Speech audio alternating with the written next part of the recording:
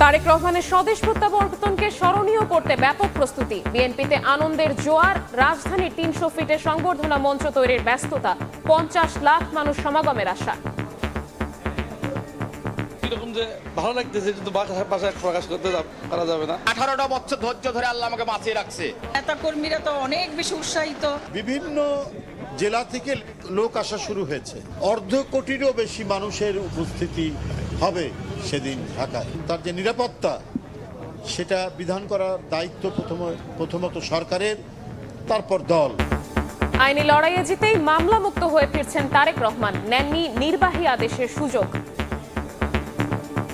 সরকারও তাকে অফার দিয়েছিল যে মামলাগুলো প্রত্যাহারের ব্যাপারে, তিনি চাইলেই পারতেন, কিন্তু তিনি আইনি প্রক্রিয়া প্রত্যেকটা মামলা থেকে তিনি বেকসুর খালাস হয়েছেন।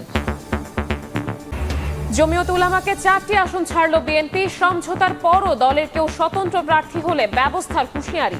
সরকারের অবহেলায় আইন শৃঙ্খলা পরিস্থিতি অবনতির অভিযোগ। ভালো ভোটের মাধ্যমে খারাপ নির্বাচনের অপবাদ ঘুচিয়ে দিতে চান সিইসি। দায়িত্ব পালনে কঠোর পদক্ষেপ গ্রহণে কমিশনের সমর্থন চাইলেন আইজিপি। ঢাকায় ভারতীয় হাই কমিশনারকে আবারও তলব। দিল্লি, পশ্চিমবঙ্গ সহ কয়েকটি মিশনে হিন্দুত্ববাদীদের কর্মসূচির কড়া প্রতিবাদ, নিরাপত্তা বাড়ানোর আহ্বান।